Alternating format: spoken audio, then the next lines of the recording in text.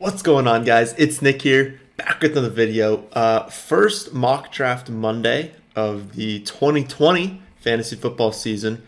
Figured I'd do one. I actually haven't looked past 6 here.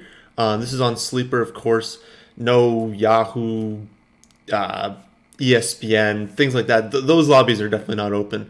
Could have done Fantasy Pros. I think theirs is started. But I like Sleeper, so we're going to do one on here. Before we start, I just wanted to pull up the free agents. So obviously there's going to be rookies that we're not going to talk about today. They're going to impact situations. A ton of these dudes could just be on completely different teams. So if you're watching this, like even in June or July, stop and go to the most recent mock draft because all this information is likely to be wrong. But I thought it'd be cool to just look and see where people are going right now. So we're going to take a look first at these free agents. Tight ends, only a few names that are big. Obviously, Hunter Henry is definitely gonna matter. He's potentially a top 5 tight end wherever he goes. Ebron, if he goes to a really good quarterback, could be a big one. And then Austin Hooper, who I would think would re-sign, but we're just gonna have to see. Wide receivers, I think AJ Green's gonna stay a Bengal. I think Amari Cooper is gonna stay a Cowboy. Other than that, there aren't like really big ones. I guess Emmanuel Sanders will definitely matter. I don't really have a take on if he's going to stay or go. And then Perriman, if he goes to a good situation or if he stays in that situation, could be a nice piece. Running backs, the big ones are Derrick Henry. Drake, I think, will re-sign with the Cardinals. And if he is, that's going to be a big one because it's going to be basically whoever was starting for that team was exceptional in fantasy. It did not matter who was starting. When it was Edmonds, when it was David Johnson, when it was Kenyon Drake, whoever was starting was awesome in fantasy. So if he's going to be the starter, he's going to be great. But like I said, Derrick Henry, if he stays a Titan, obviously going to be a monster again. Melvin Gordon and Eckler are both free agents. So if one leaves and one stays, if they both leave, they both stay. I mean, I don't really know, so we'll see on that situation. And then Kareem Hunt is probably the last big one. If he stays a Brown, then that'll impact him and Chubb will kind of be the same like we saw end of this year. But if he leaves, Chubb's going to be exceptional. And then it depends where Kareem Hunt goes. Maybe he could be really good in fantasy. So let's do the mock draft. I just have to randomly pick. That's not what I wanted. What? Pick 0, nice. 11, okay. Just wanted to make it random. All right, so a bit of unfortunate news. I went to do the draft on Sleeper, but apparently they're still using last year's ADP, and that won't be any fun. So I'm switching over to Fantasy Pros on this one. I checked. Don't worry, I checked. So we're still gonna do 11. They do have relatively updated ADPs. I don't think it's based on ADP. It's based off of like the Fantasy Pros ranking for next year, but that's still much better than using last year's final ADPs. So we are going to start the draft. A bit of a different layout too from Fantasy Pros this year. I think I like it more, but I guess, I don't know. We'll see. You pull up the draft board here. I don't love this. I think they need to kind of switch this up a bit. Whoa. Okay, so Derrick Henry goes 1. That's not going to happen in your leagues. McCaffrey's going to go 1. Probably followed by Barkley. That's what my guess would be. I don't really know after that. Probably McCaffrey, Barkley, Zeke, Cook, Henry would probably be my guess as to how things start out. But I'll talk about the first 2 picks. So Henry, McCaffrey, Zeke, Barkley. Then Michael Thomas goes at 5. Then Dalvin Cook, Tyreek Hill, Mixon, Aaron Jones, and DeAndre Hopkins. So I am up at pick 11. My options at running back are Alvin Kamara, Chubb, Fournette, probably it. It's probably the only things you're looking at. And also something you can see on the side here, they've added predictor. So like 88% means there's an 88% chance he'll be drafted before my next pick. So if you look and you see like less than 1%, it means the dude's going to be there at your next pick. think that's pretty cool. Kind of helps with you thinking about like who can I get next, because before you're just kind of guessing who might get taken. This is cool that they kind of added this one in there. So wide receivers, Adams, Julio, Godwin, Evans, Cooper. Obviously, if Cooper stays, I think he gets bumped up ahead of Evans and Godwin, I think, but maybe he doesn't. I don't know, it'll be close. And then if he leaves, it depends on, where he goes. That's really all you'd be looking at. So basically, the option comes down to Adams or Alvin Kamara. I guess you could also use this as saying if those two are close, they're saying there's a 64% chance that Adams will still be there at the next pick. Because remember, it's a 12-team league, so I'm at 11. So there's only 2 dudes going. I have a feeling he's going to get picked. But I think for most of this year, people might be down on Kamara because he didn't score a ton of touchdowns during the year, but that's very random, and I would expect him to bounce back next year. So with this being, I'm pretty sure I put in for half PPR, but now I don't even remember what I did, and I don't know that there's a way to check that. So we're just going to assume this is half PPR, but I'm going to take Alvin Kamara. So then Chubb goes, and then I just have to guess that Adams went after that. Yes, he did. Okay. So we've got Alvin Kamara. We've got the team on the right here. I think they updated that too, so that looks nice.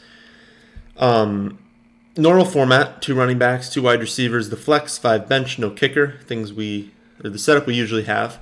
It's telling me that all the way through Galladay. So Julio, Godwin, Evans, Cooper, Galladay, they're all going to be gone at my next pick. DJ Moore is probably going to be gone as well.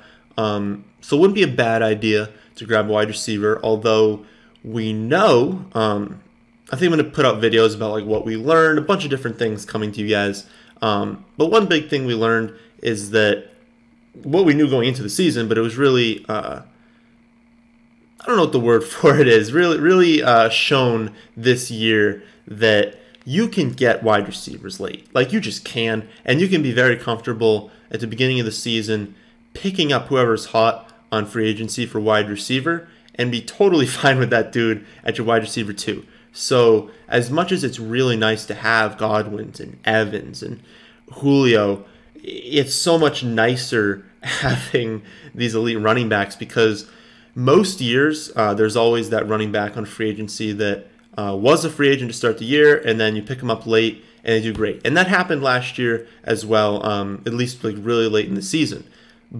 But for the most part, you still needed to have 2 or 3 running backs that you drafted in the early rounds to make it that far into the season. And then there were a ton of wide receivers you could have picked up late. So with how the position is changing, with how more wide receivers are becoming relevant, you don't need wide receivers early. Obviously, it's still nice to have the elite guys, but I'm looking at this tier, and so many of these guys are very similar that I think it's smart to just take 2 shots on running backs. Now, having said that, I don't love the running backs that are available to me right now. I'm not taking this Drake, Ingram, Gordon, Sanders, Eckler, Carson, Gurley. I'm not taking any of those guys. So the only 2 I'm considering is Fournette and Josh Jacobs. Jacobs, of course, we know, very uninvolved in the receiving game. Maybe that'll expand this season, but that was definitely not so good. And then Fournette just had an unbelievably unlucky season, but he's moved up. So getting him at the beginning of the second round was a lot more expensive than it was even last year. So that's a bit risky. So I think I'm going to take Julio even after saying all those things, because Julio is still going to be a monster. And now this basically locks in, okay, I can look at running backs with all of these next picks. I do not need a wide receiver. I certainly can take one. I don't need one. I want to look at the draft board, and also want to reiterate, anyone from Fantasy Pros who's watching this, you got to make this all on one screen. We can't be scrolling through like this. It's just not as good of an experience. I want to see where Lamar goes. So Lamar goes end of the second round. Kittle goes before Kelsey interesting. Both of them middle second round. We see Godwin, we see Fournette and Jacobs go in that second round. Courtland Sutton goes late second round. That feels a bit early. Mark Andrews and Darren Waller go in the third. So we see 4 tight ends drafted in the first 3 rounds. Odell gets taken in the late third. So someone started off their draft with Hopkins, Godwin, Odell. That is a very good start if that all works out. Okay. Derrick Henry, Courtland Sutton, Kenyon Drake. That's an interesting start as well. And then we got someone starting off with each position. So McCaffrey, Lamar, and Amari Cooper. I mean, there will be weeks if you start off like that where those 3 just win you the entire week. Like you don't even care what else happened because Lamar, McCaffrey, and Cooper all put up like 100 combined points. But who do we have left? So we know we have Alvin Kamara and Julio Jones. Running back, we've got Melvin Gordon, Ingram, Bell, Singletary, Mack, Kerryon Johnson. Yeah, I'd definitely like to get 2 people from that group. I know that most of these guys will be available at this turn. Wide receiver, Allen Robinson, A.J. Brown. So I put something out on Twitter where we think A.J. Brown's going to be going. And it looked like the poll said late 4th round was kind of, I mean, it was like 4th and 5th round. I think more people in the 4th round. So late 4th round is what you guys are thinking. This seems to indicate that it's going to be more mid 4th round. But that kind of feels like a good spot. I would say late 4th to 5th would be where I'd prefer. But definitely think he's going to go in like that mid to late 4th round range. Parker also looking like he's going to go mid 4th. Juju, oh my goodness, drops way far down, but I mean that's because we don't 100% know what his quarterback situation is going to be. But that feels like it's going to rise. I don't think. I mean, this is indicating that he might go in the 5th, and there's just no way Juju goes in the 5th round. I know that he had a bad year, but he was hurt. His team was hurt. I don't see that happening again. But look at this. Like I keep scrolling through. Like AJ Green is going to go pretty late. He presumably, I mean, it's only January, but he presumably is going to be fully healthy going into the season. You gotta think he's going to have a pretty good season with the new quarterback. So yeah, scrolling through these, I mean, Deebo Samuel's still late, Marquise Brown, Robbie Anderson, Shepard, Alshon. There's a ton of guys in these later rounds that I'm comfortable with at the 2 or in the flex spot that I don't think we need to take a wide receiver here. So I am going to take a running back. Who would I prefer? I don't know if Bell... I know Bell's obviously under contract, and they would like to get rid of him. I don't know if he's going to be a Jet next year. If he is, this probably isn't a bad pick, getting him as the running back 2. I think it would come down to Gordon and Ingram, though. And my lean would be Gordon right now, just because there's so much chance for potential there with, like, say Eckler leaves and he's the only guy. Well, that would be awesome for him. Say he leaves and goes to a situation where they want to feature him. Well, that would be great. Even if Eckler stays, we saw at the end of the season, Melvin Gordon was still really good in fantasy in a lot of weeks. So I think there's a lot of upside with him in that late 3rd round into the 4th round. Ingram is still there. I think that kind of has to be the pick, right? I mean, Singletary and Mack are definitely solid options, but we've seen how volatile Marlon Mack can be, so that can be a little frustrating at times. Obviously, Ingram is volatile as well, but they both have that issue of no receptions. It's just that Ingram is part of a much higher scoring offense. So, like we saw this year, what do you have, like 15 touchdowns, something crazy? The touchdown upside is incredible. Really like Singletary, but I think you would have to go with Mark Ingram there. So we start off with Kamara, Gordon, Ingram, and Julio. I think that's a really nice start. We can look back at We can look at tight end right now. We can look at wide receiver. We obviously are still not looking at quarterback. I will not be.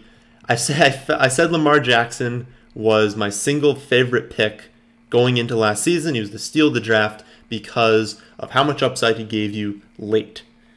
Take him in the second round. Obviously, he needs to have like the exact same season he just had. That's very difficult to have.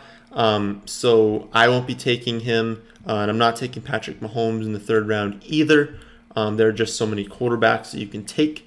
Even scrolling through to this like really late range, I mean, you're going to tell me I can get maybe Daniel Jones really late.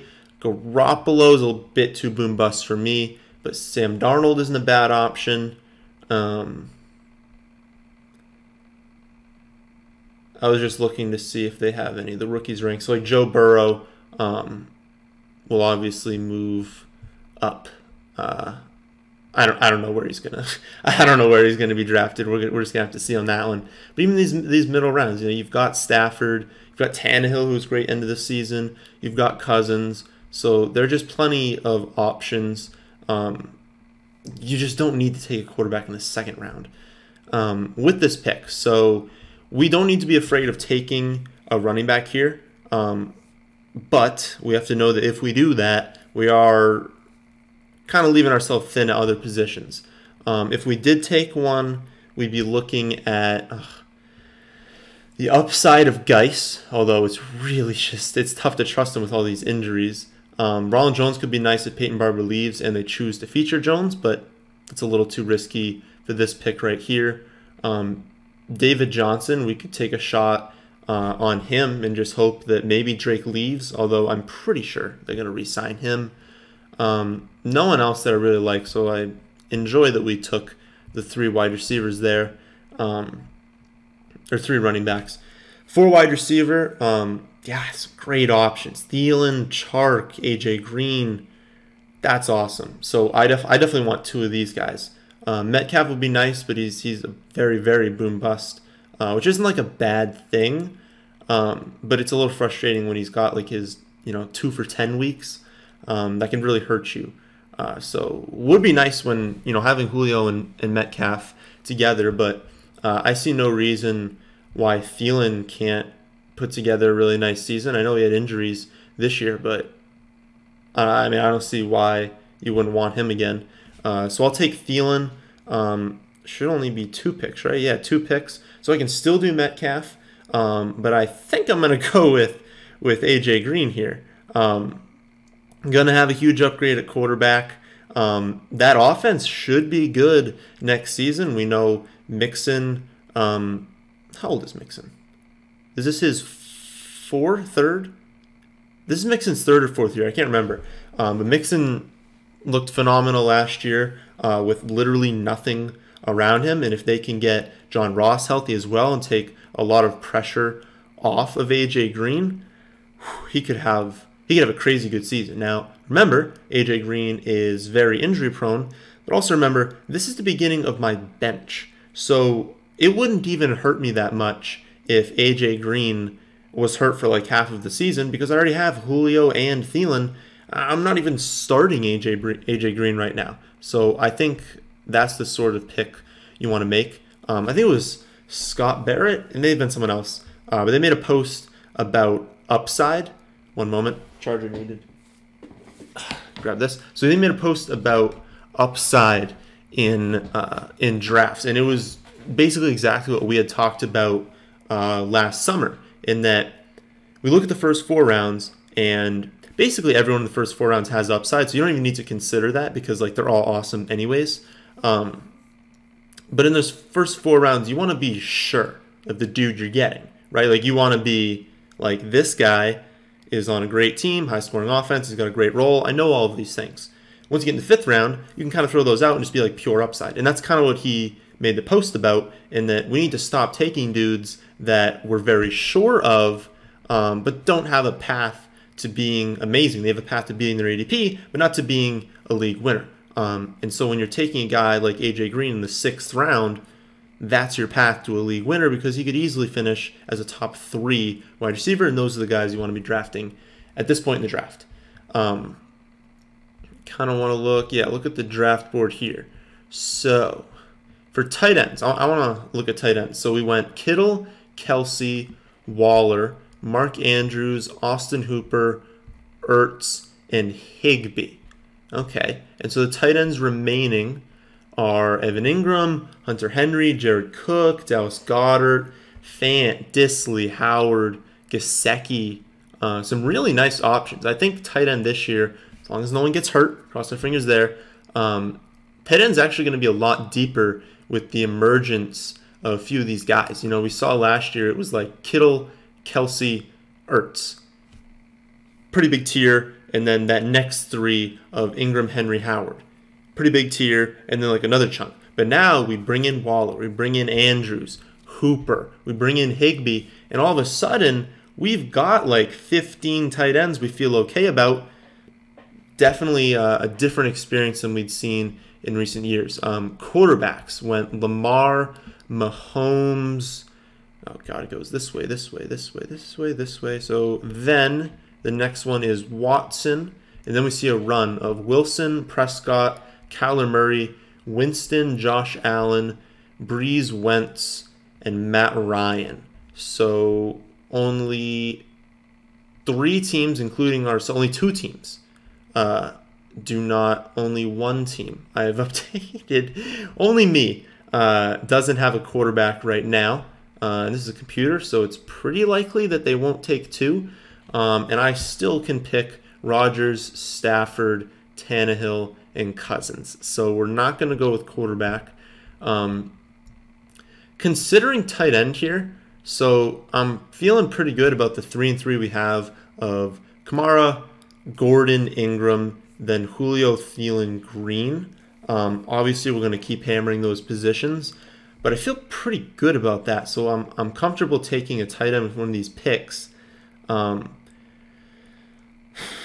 don't know who I'd prefer, but I think it would be Evan Ingram, just because there's more security around that situation. Like, I don't know if Hunter Henry is going to be a Charger next year. I don't know who his quarterback's going to be as well. So a little bit less ambiguity there. So I'd rather just take Ingram. Know I'm locking in a physical freak on an offense that should be more improved. Daniel Jones should get better in his second season. So I like that pick. So now we'll go back to wide receiver, running back. Gallup, Tyler Boyd, although we probably shouldn't draft Tyler Boyd since we took A.J. Green. Not opposed to it, but it's less than ideal. Mike Williams, Kirk, Brown, Anderson. Yeah, okay, basically all those guys are the same in my view. So maybe look at running back. We've got Murray, James White, Coleman. Not in love with the running back position, so it's going to be the same as last year where this falls off, which means the likely optimal strategy will be trying to lock in 3 or 4 of the higher end running backs and then just being like, look at all these wide receivers that are awesome still in the later rounds. I could handcuff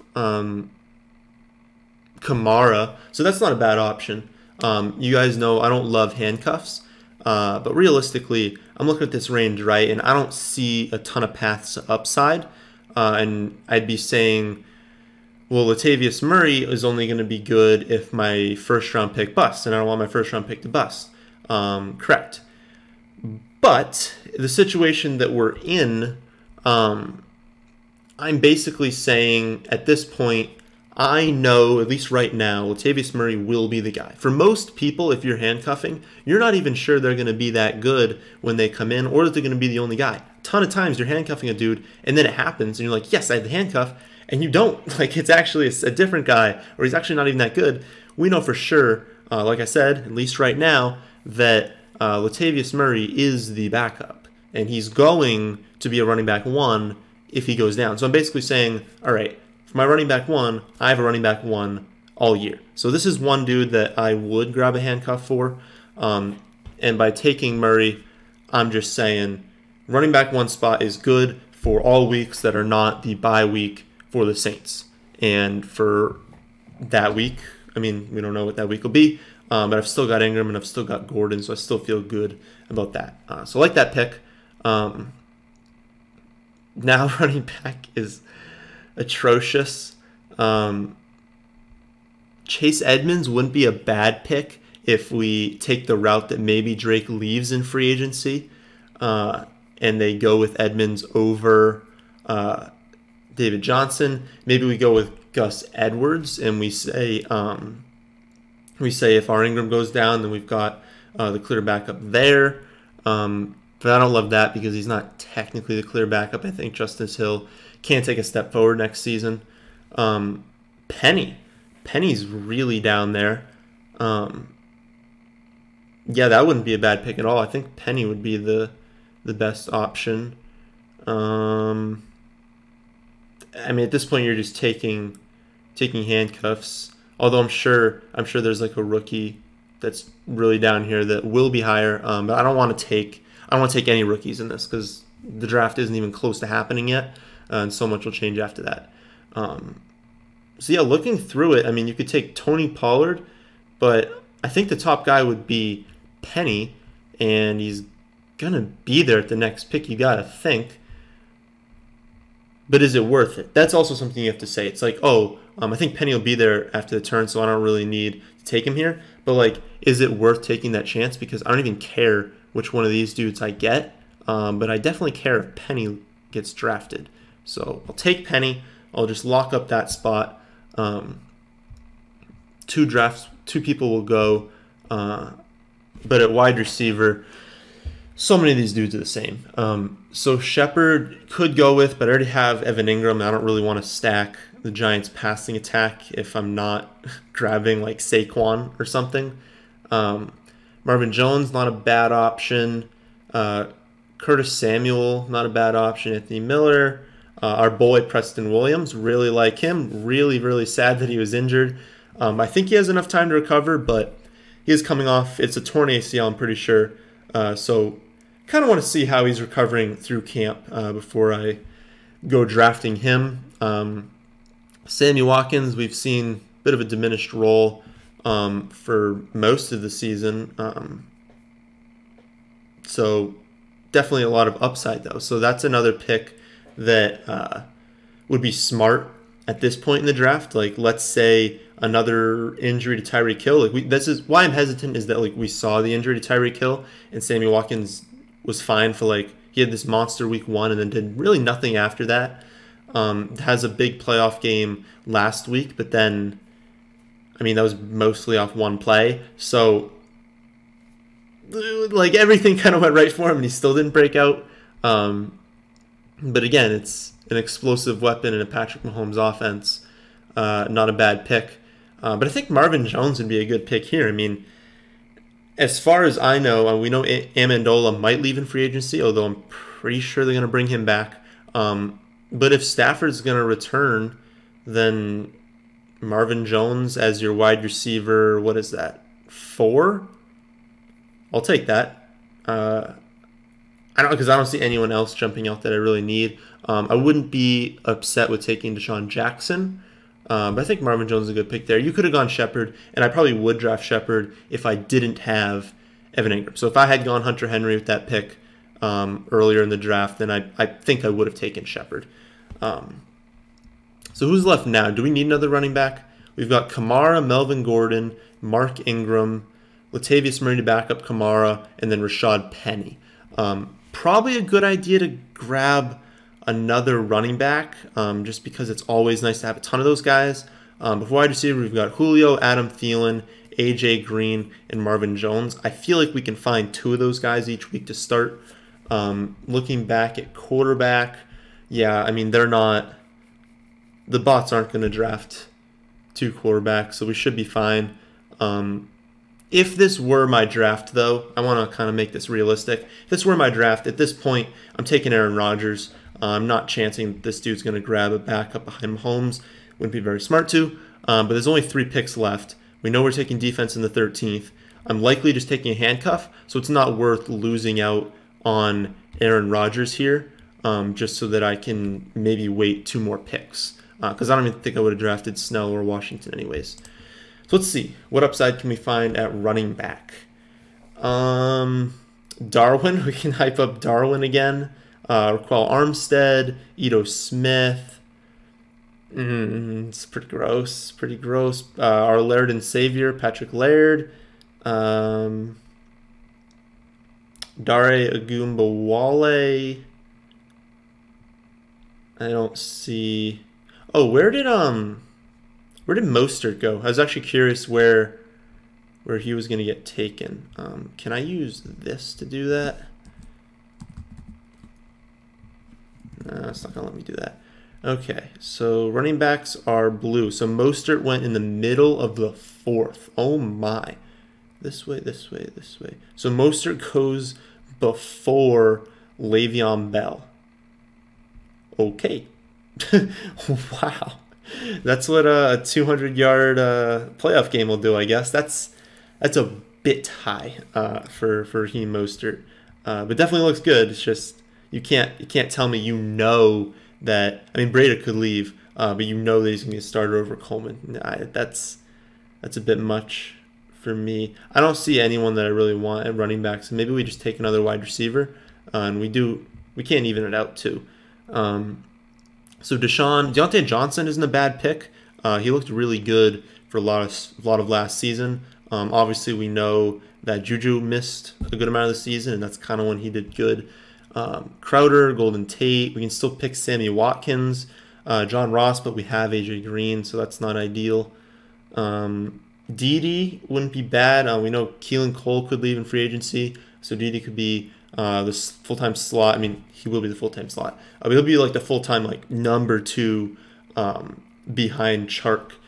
So that's not a bad option. Corey Davis has some upside this late. Hunter Renfrow. Albert Wilson, if he leaves, I know he needs to restructure his deal, and if he can't come to an agreement with them, then he's going to go somewhere. And if he goes to a good team, utilizes the slot, that might not be a bad option.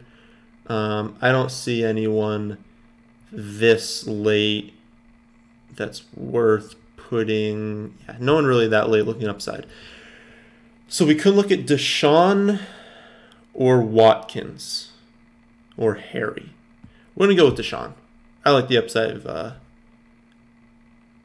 Deshaun Jackson there. And then we're gonna take a defense. So that's a good team. I'll run through the team. I'll just pick a random defense. I would probably pick the Chiefs. Right? I would pick the Chiefs there. Hopefully they do a pop-up. Ah, nice. Remember, we never care about our grade. So here's our team. Starting lineup would be Aaron Rodgers, Alvin Kamara, Melvin Gordon, Julio Jones, Adam Thielen, Evan Ingram, Mark Ingram, and the Chiefs. That feels like a really solid starting lineup. And then the bench, we've got a backup to Alvin Kamara to ensure we have a running back 1 all season. Then the upside of AJ Green, the upside of Rashad Penny. Marvin Jones, I don't want to say he has crazy upside, but he's got a nice weekly upside. And he's a guy I can probably trust putting in there if I need to. And then Deshaun Jackson, if I really need an explosive performance, have him in there. Those are probably the 2 picks I don't love, Jones and Jackson. But I didn't really see anything else I could be taking there.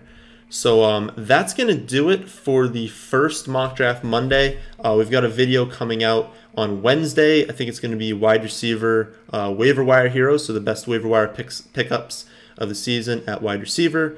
I think Friday I'm going to do a Super Bowl video that's going to be kind of like prop bets. There's different things you could bet on for the Super Bowl. That's it. That's the end of this video. Hope you guys did enjoy. If you did, how about hitting the like button? If you're new here, how about subscribing to the channel? Thanks for watching.